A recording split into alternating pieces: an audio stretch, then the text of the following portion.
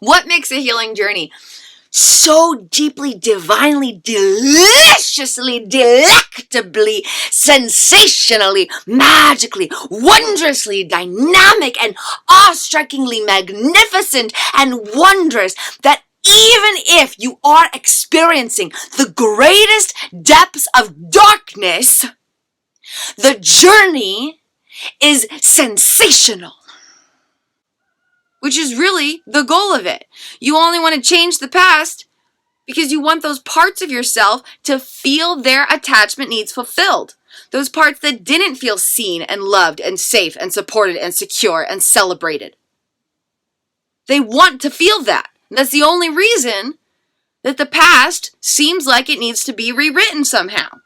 It's not about the experience. It's about the attachment needs of the experiencer 100% of the time. And you only want to get to that future outcome because it looks like it will feel like fulfilled attachment needs. What makes the healing journey awesome and what makes it icky? What makes the healing journey magical and spectacular and wondrous and dynamic and miraculous and ever expansive with new layers and new wonders to behold? What makes the healing journey so worthwhile? What makes the healing journey a deeply, divinely dynamic, delicious destiny to embrace with every fiber in our being? Compared to what makes it drudgery and, oh my God, healing. It's a journey. I'm never going to get there. Oh God. Do I have to? Oh, this sounds awful. I dread my healing work. It's not getting me anywhere and everything just keeps feeling icky. What is the distinguishing factor between these two types of healing journeys? We are going to explore this. Thank you so much for being here, beloved soul friends. And as I explore this, explore your own personal healing journey and see which one resonates with you more deeply and how you might use these insights to adjust the perspective of your healing journey so that it can feel more wonderful in the process, not just when you reach your destination of whatever your healing journey intention might be. Healing is a journey, and loving presence is the best destination. Loving presence is the absolute best destination, the absolute best healing journey intention. But we're going to dive into that.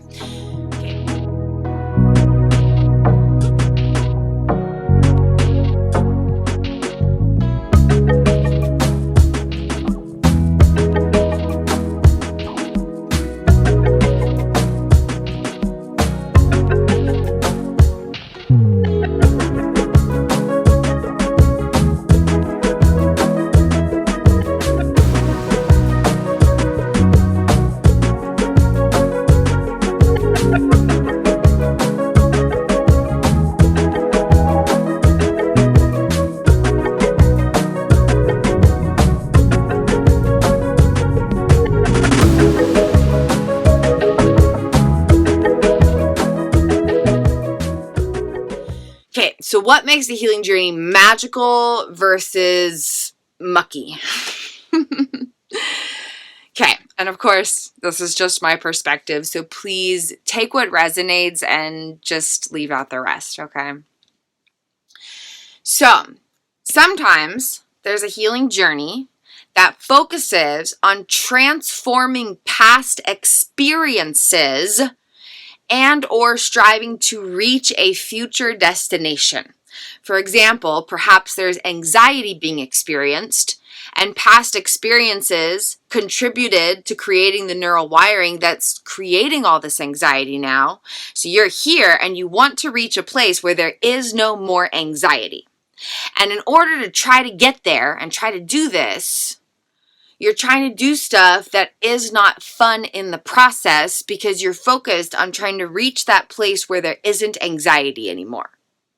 Or you're trying to reach a place where all of the experiences that caused your anxiety now are somehow magically changed. And you might be engaging in some kind of healing practice, whatever that might be. There's like thousands of possibilities.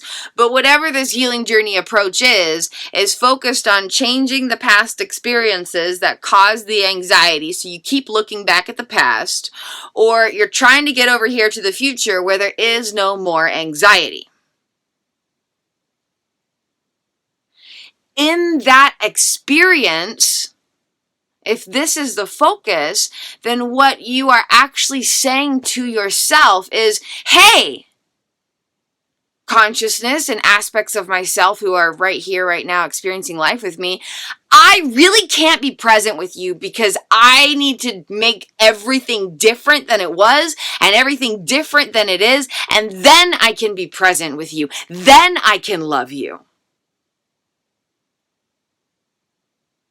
And so when we're in a healing journey and the focus is, okay, I really need to rewrite these past experiences so that they're not affecting me anymore, or that they never happened, or that they're rewritten and they're different somehow. Or I need to get over here to the future where there is no more anxiety. And when I get there, then I can be present with myself. Then I can love myself. And in trying to get there, the approach involves doing things that are not fun and enjoyable. For example, you might be continually bringing up the past to try and rewrite it, or dive deep into why you're experiencing the anxiety because of what happened, or you're trying to create a new ending to it, but in doing that, you just keep reactivating the past and bringing it up again and again. Or you might be over here like, okay, I just need to be here getting rid of my anxiety so I can get over here to this future outcome. I'm getting over here. I'm trying to reach there. I'm trying to force things to change and force things to be different than they are so I can get over there where things can be different, and then I will be present with myself. Then I will try to learn how to love myself. And not only is the focus on changing what isn't here anymore, or trying to get over there to somewhere that doesn't exist right now, but the process and practice of trying to reach there is not fun and enjoyable. And in the process, the self is actually indirectly, not intentionally, but the self is indirectly saying, hey, subconscious parts, I know you're really suffering right now, but I really don't have the energy to care, and I'm actually gonna just kind of try to change things and make things different and force things and control things and rewrite something that isn't actually existing anymore, and I'm gonna do all of this stuff, but I'm not actually gonna spend time with you because you're experiencing anxiety and that doesn't sound fun to be present with, and I think I need to change other stuff before I can love you. And that's not intentionally being said, but it is indirectly being spoken to these aspects of consciousness based on the emotions and the action patterns of trying to rewrite the past, trying to get to a future outcome, and trying to reach that place by doing things that are not fun and enjoyable along the way. And that is what makes a healing journey icky. It's, I'm bringing up all this past stuff that I don't like looking at, and it brings up all these icky feelings, and did that really have to happen? Why are we always looking at that stuff that was not fun in the first place, and didn't feel good when it happened, so why do we keep looking at it? We're trying to make it different, but it's not getting different because we just keep looking at it. Or, I really need to get to this future destination where I'm completely different somehow. And in trying to get there, I'm going to do all these things I don't want to do. That is what makes a healing journey icky. It's not fun. It doesn't feel good. It's not fun. It doesn't feel good. And you don't get where you want to go because it's not fun and it doesn't feel good. So what makes a healing journey magical? If that's what makes a healing journey icky, what makes a healing journey magical? What makes a healing journey so deeply, divinely, deliciously, delectably, sensationally, magically, wondrously dynamic and awe-strikingly magnificent and wondrous that even if you are experiencing the greatest depths of darkness, the journey is sensational. Even if you are experiencing the greatest depths of horror, the healing journey can be wondrous. Even if you are experiencing the greatest, deeply, divinely, dynamically, sensationally confusing aspects of life, the journey can be delicious and magical and miraculous. Even if there are the most impossible challenges, there can still be daily celebrations. What makes the healing journey so magical, even in the most challenging of conditions?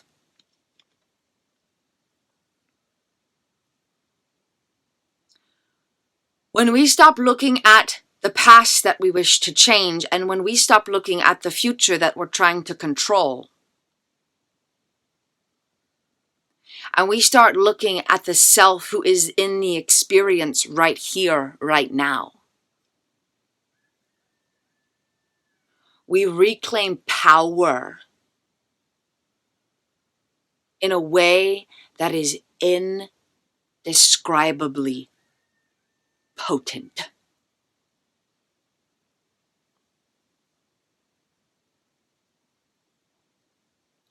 Because then we're not looking at the experience, we are looking at the experiencer.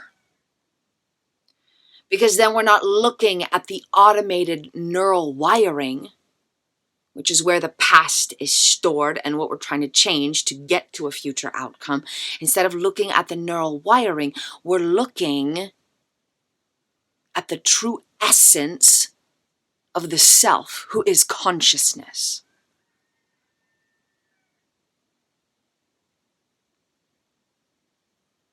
And this is why love and presence, or loving presence, is the most powerful healing journey intention or destination.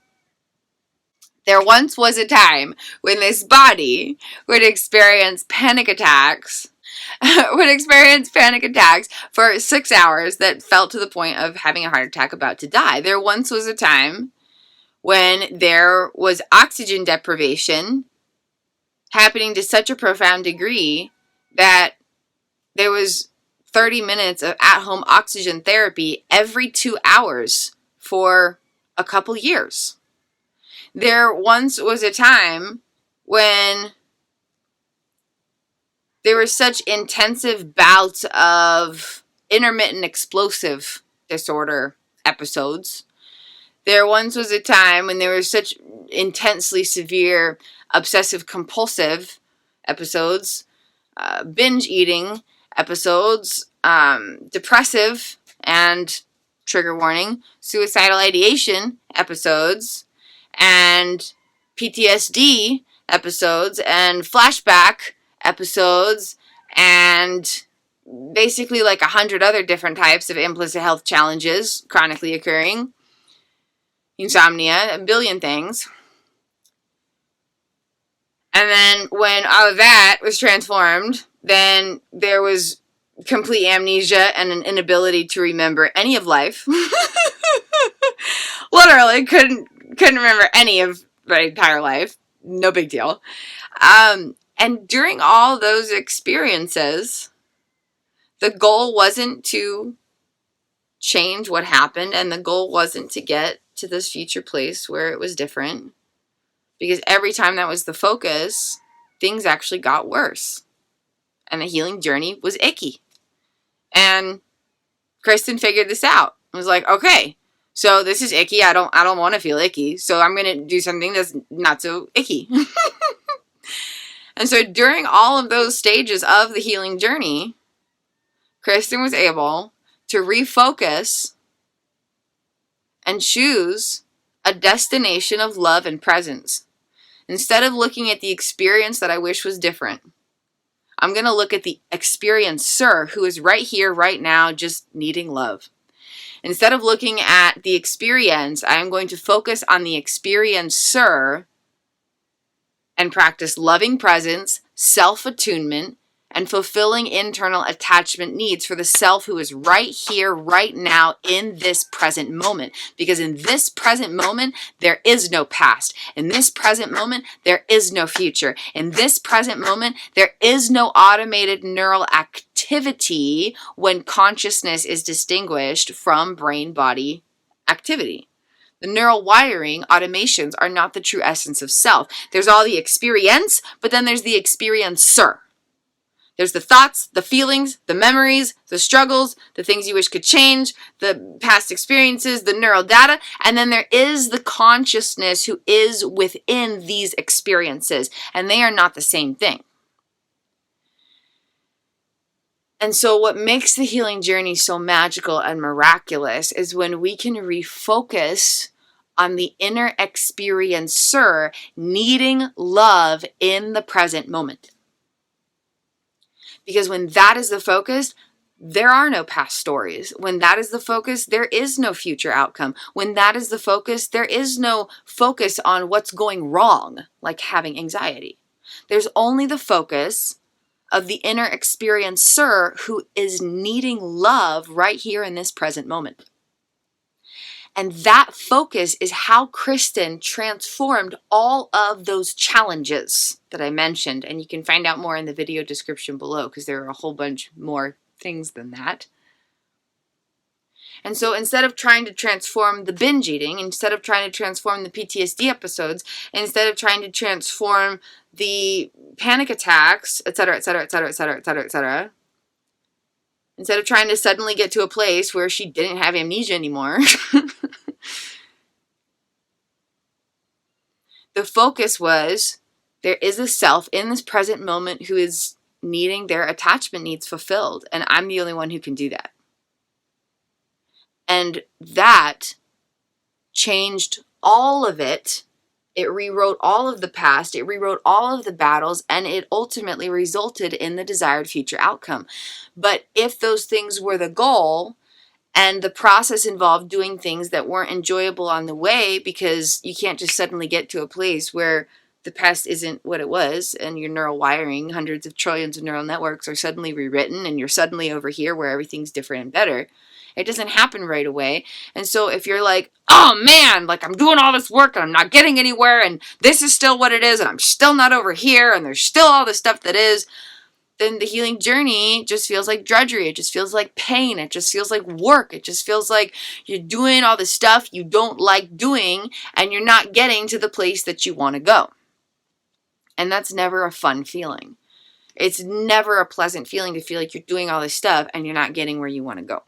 It's like a double whammy. Not only am I not enjoying the process, but I'm not enjoying the results or lack thereof, right?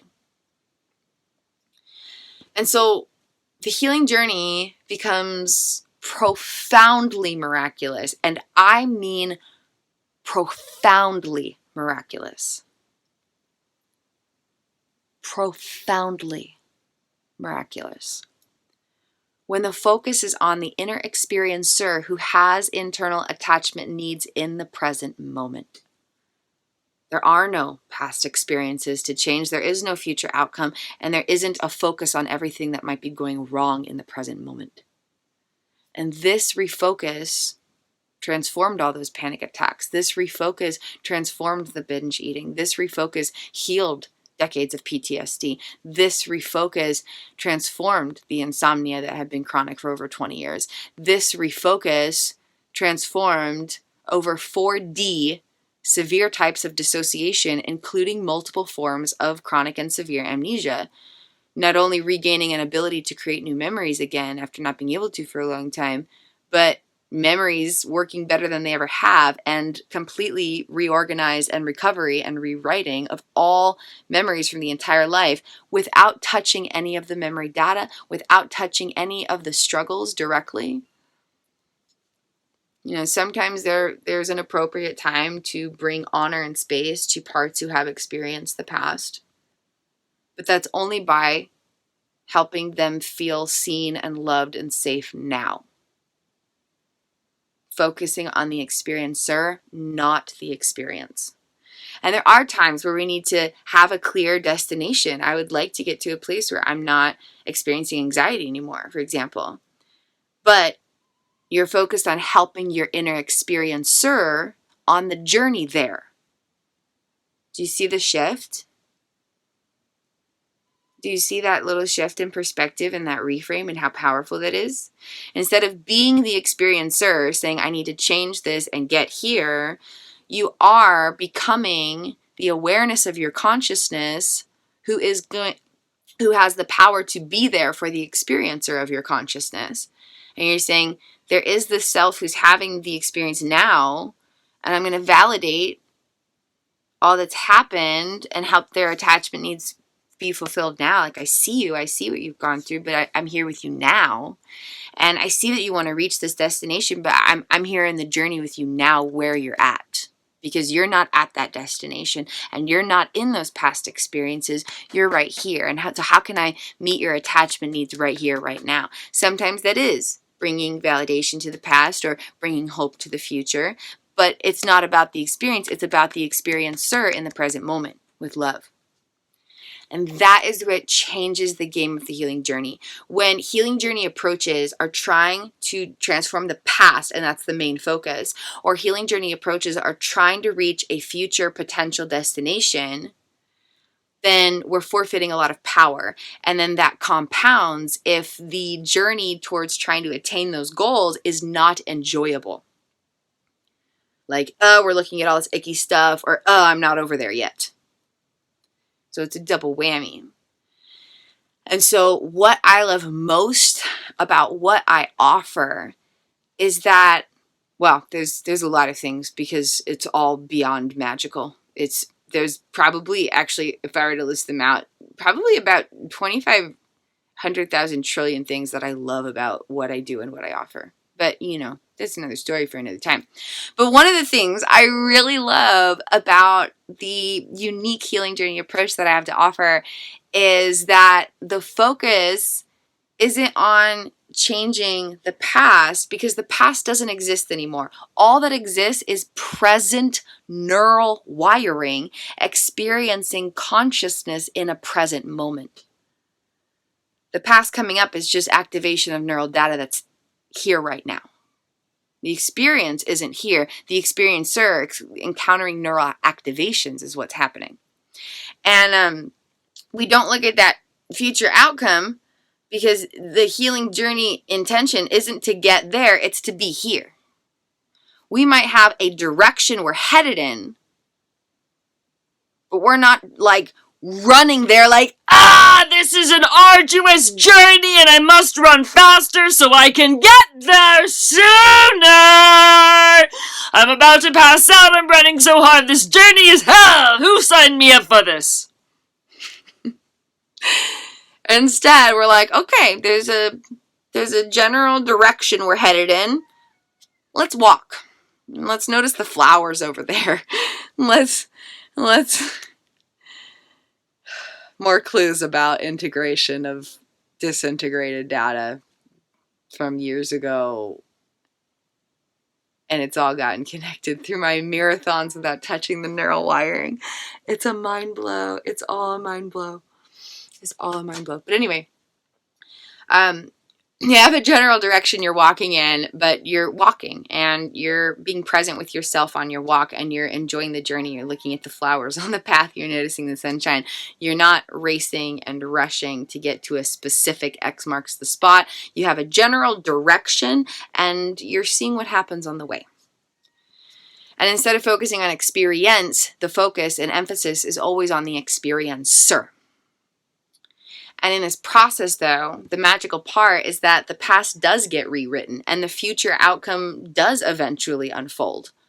But the journey to get there is fun and rewarding and fulfilling and nourishing and liberating every step of the way. Not just when those things are changed and feel better, and not just when this place is attained and feels better, but even before this stuff is transformed, every step of the way is fun and enjoyable and, like I said, nourishing and liberating and expanding, and it feels good to be in the process of the journey that eventually allows for all of this stuff to be rewritten, which is what changes the past and gets that future outcome where there's no more anxiety, for example.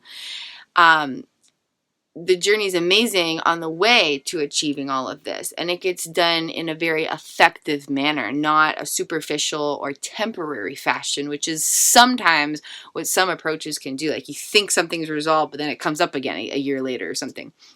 And so what I love so much about all the stuff that I offer, the programs, the videos, the practices, the techniques, the journeys, the services, all of them involve this idea in one way or another, just a lot of different approaches, different angles, different depths. But they all involve a journey of love and presence with an inner experiencer. And that process does rewrite the unconscious memories. It does reprogram regulation. It does transform all the neural wiring that is storing the past and building the future experiences. But it's not focused on that stuff. It's focused on this stuff, the consciousness in love and presence. This essence of self in the present moment who is needing attachment needs fulfilled. And so that's what changes the game. So I invite you to explore this. If you are on a personal healing journey, or maybe you know someone who is, or maybe you're just abstractly exploring this without personally diving in, or maybe you're super deep and intense into your healing journey work, regardless of who you are, where you're at, I invite you to explore this idea just internally for yourself. And again, take what resonates and leave the rest. But just use this as a catalyst to kind of explore what you're doing on the healing journey, how it feels in the process, and if it's leading you in the direction you want to go. Maybe you're not where you want to be, but that doesn't matter. If it's headed in that direction and you're noticing gradual progress, then that's enough. It's enough.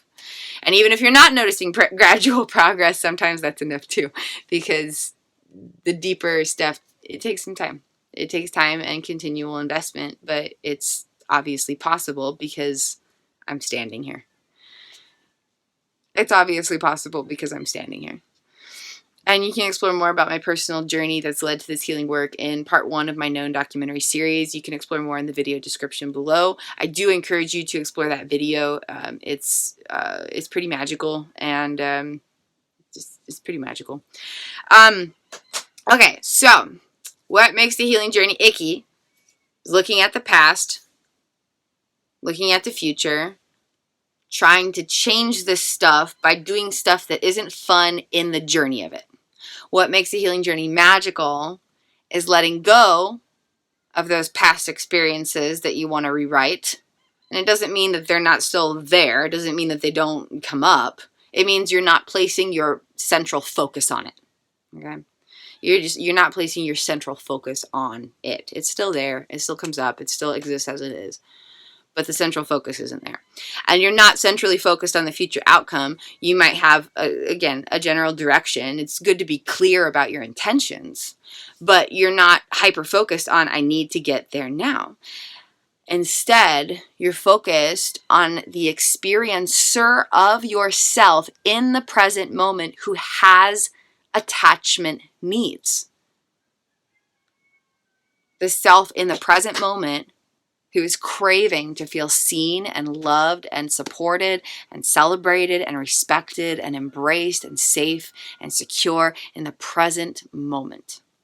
And the self is not the same thing as the neural wiring storing the past or creating present challenges or projecting potential futures. The self is right here, right now, experiencing it all, but is not the same thing as the experience. So by redirecting away from past and future experience towards the present moment of the experiencer, the game of the healing journey changes. And then the journey gets to be magical every step of the way. And it does eventually lead to exactly where you want to go. But you don't have to wait until you get over there to feel good. Long story short. And so by refocusing on the inner experiencer in the present moment with love, and there's like thousands of different ways you can do that, but that's kind of the theme of it. There's thousands of ways you can actually apply this concept in everyday life, but the central theme of it is there. Then the implicit emotional procedural memories are getting rewritten. The regulatory protocols are getting transformed. Neural data from your entire life is getting changed. Those implicit challenges are gradually being healed. Attachment well-being is expanding. There's a lot of things happening in that process. But instead of being like, okay, I gotta do 2 hours of work to reprogram my nervous systems, or okay, I gotta spend an hour over here looking at all this past experience and I'm gonna try to rewrite how it happened and rewire my brain so it believes what I'm telling it to believe instead of what it thinks it believes, or I really need to I'm just going to take a bunch of medications and stuff so I can pretend that I don't have anxiety because I really want to just get over there where I don't have anxiety anymore. Instead of all that, it's I am where I am, things are what they are, but my experiencer is worthy of love right now. My experiencer inside of me, the self who is actually having the experience of the anxiety, having the experience of the neural activation of the past memories, having the desire to not experience this anymore, the experiencer is actually worthy of my love and my presence right now. And when I place my focus there, I reclaim my power. And nothing is more important than having my inner power. Having my inner power with my inner experiencer is more important than changing the stuff or getting there. Having power right here, right now, with the self who is in an experience in the present moment is more important than anything else.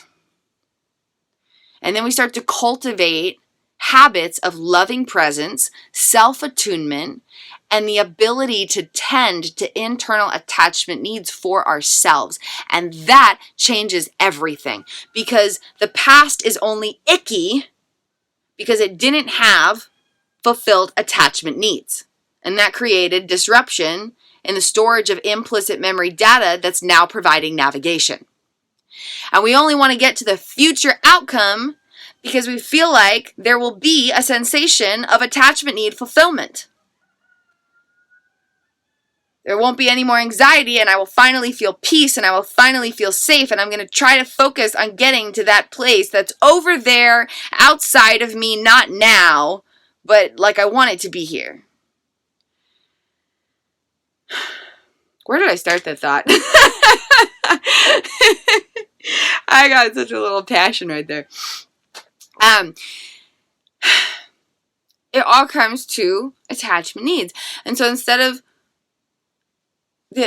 so this only needs to be changed because there weren't attachment needs fulfilled. And this is only desirable because it looks like there's a fulfillment of attachment needs.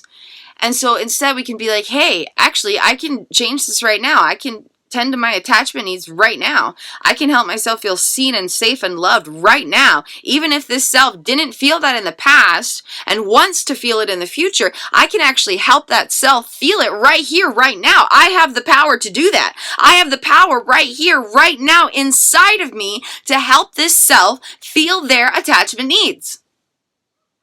Which is really the goal of it.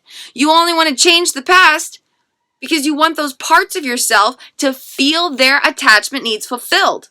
Those parts that didn't feel seen and loved and safe and supported and secure and celebrated.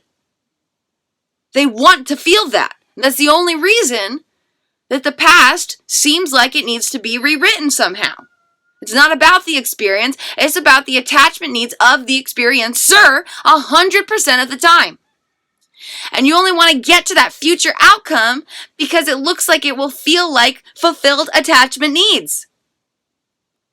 And so instead of looking outside at experience, we can turn inside to the experiencer and reclaim all of our power. Not a little bit, not a tiny piece of power, not like, oh, I've got this like little bit of power. No, a power that is as great as the power of the energy that creates worlds itself. A power that can transform the untransformable. A power that can conquer the impossible. A power that can liberate anyone, anything, anytime, anywhere, anyhow, in a beautiful and magical way. Not reclaiming a little power, reclaiming the power of the energy that creates worlds.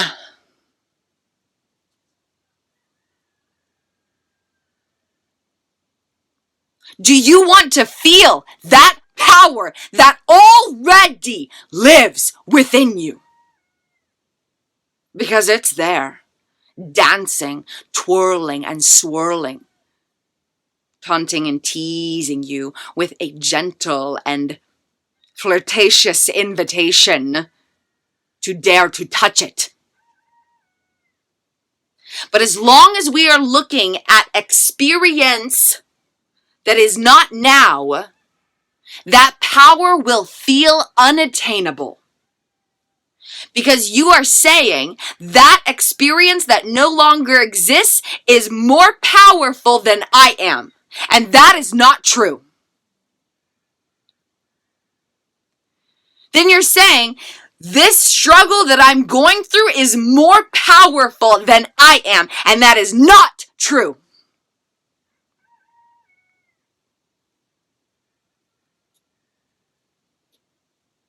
It's not true. There is no experience that could ever be more powerful than the essence of who you truly are. Not a single experience. Nothing.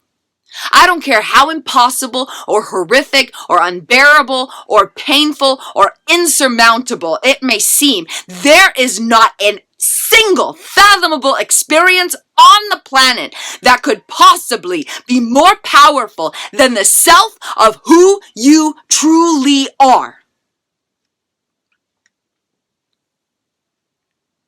Are you ready to feel your power?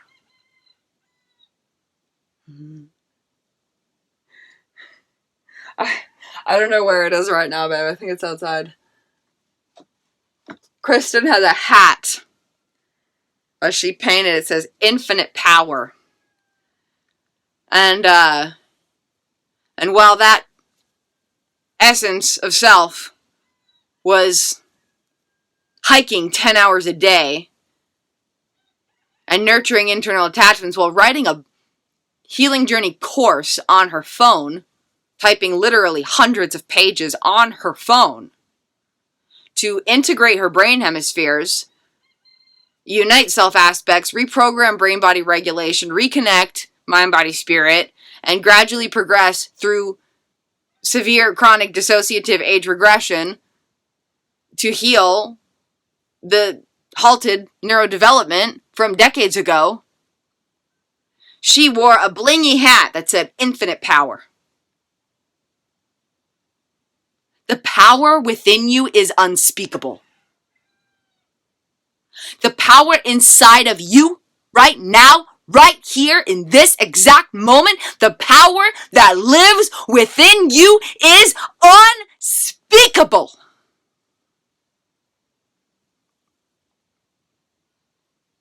Your power is unfathomably vast. Your power is undeniably transcendent. But you will not know your power if you think that any piece of experience is more powerful than the experiencer of your consciousness and the awareness of the self who is present in love with that experiencer.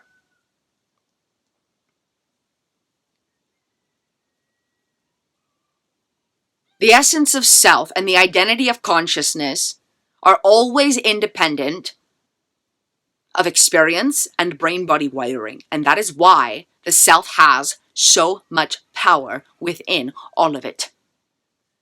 And this was another of the key cornerstones and concepts of Kristin's healing journey. And if you watch part 1 of the known documentary series that shares the healing journey that's led me here into the work that I do, then you will see how remarkable it is to have applied these ideas during those experiences. And to wrap this up, I always talk way longer than I intend to because I just love this stuff. It's only the greatest passion of my soul. No big deal.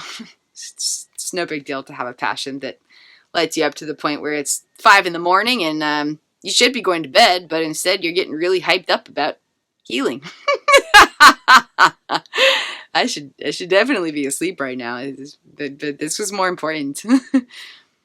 This is more important. This is more important.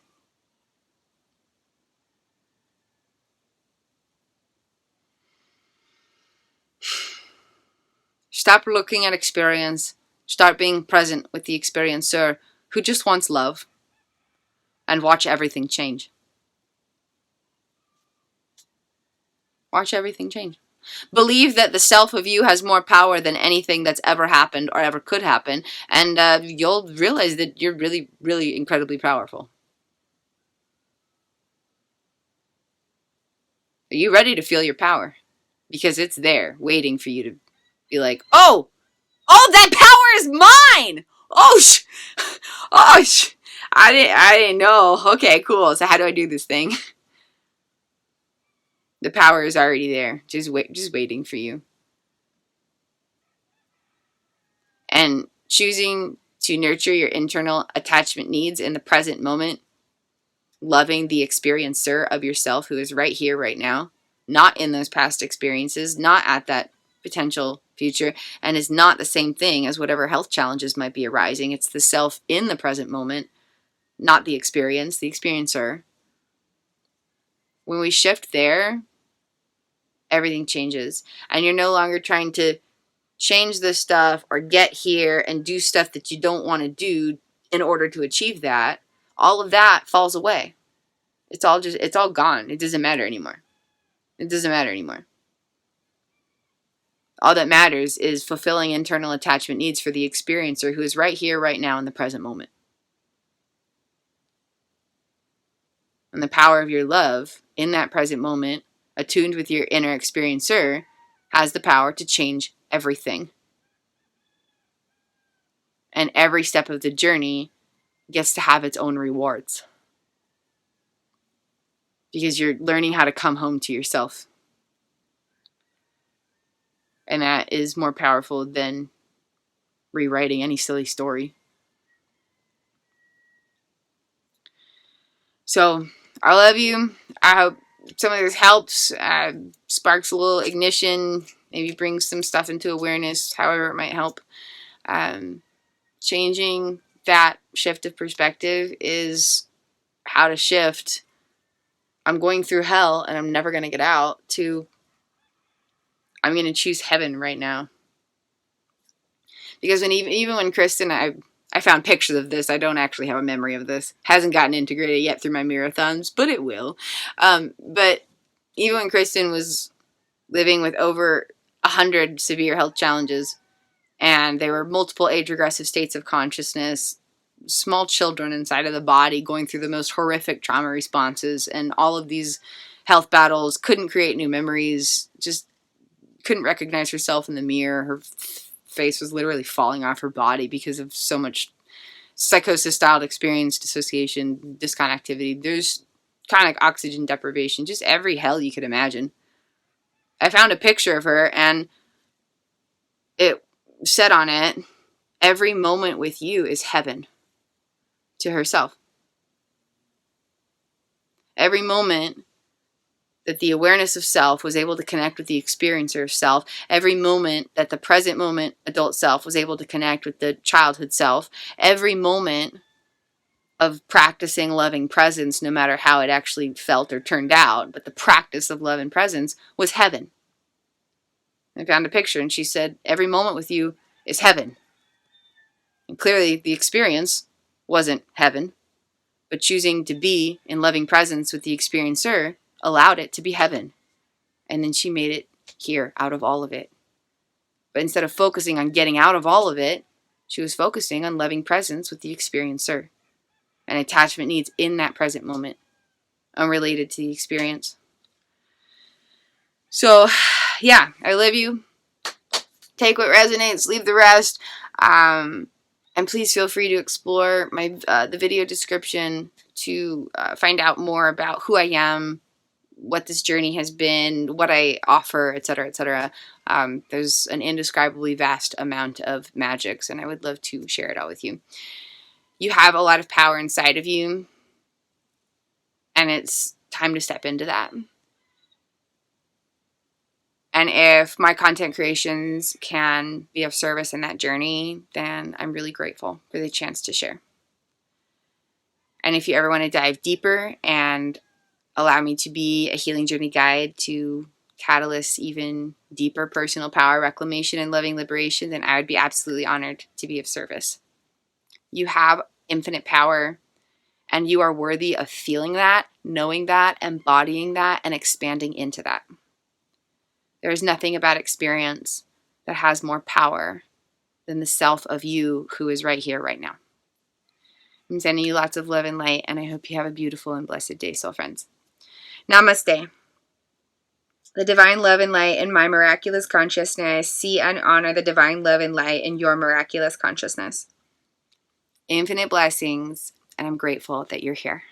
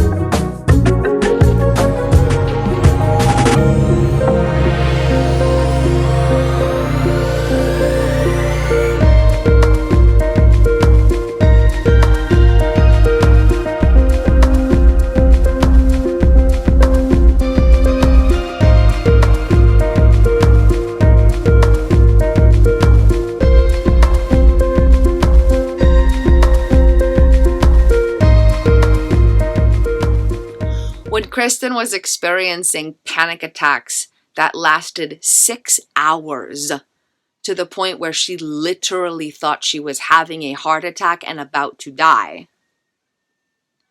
When Kristin was experiencing, yes, because creating new neural self-associations in relation to distinct connectivity. Okay, let me shift the vocalization of that. Thank you.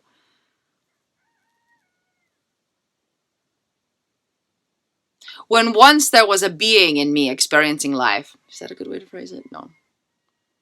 How can I create space between the experience and myself?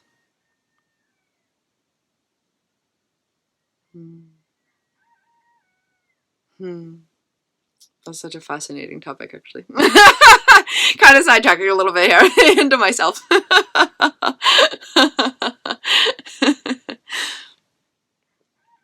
There once was a time when this body, there we go, that's distinguishing consciousness from neural wiring and distinguishing experience from experiencer, because my experiencer is no longer there, and that neural wiring is rewritten, even though I didn't work with any neural wiring directly, which is the magical part of what I offer through Kristin's consciousness consultancy. So magical. You can change a doll while having fun and not touching any of the details. It's a miracle to behold. There once was a time when this body would experience panic attacks, even not. Anyway.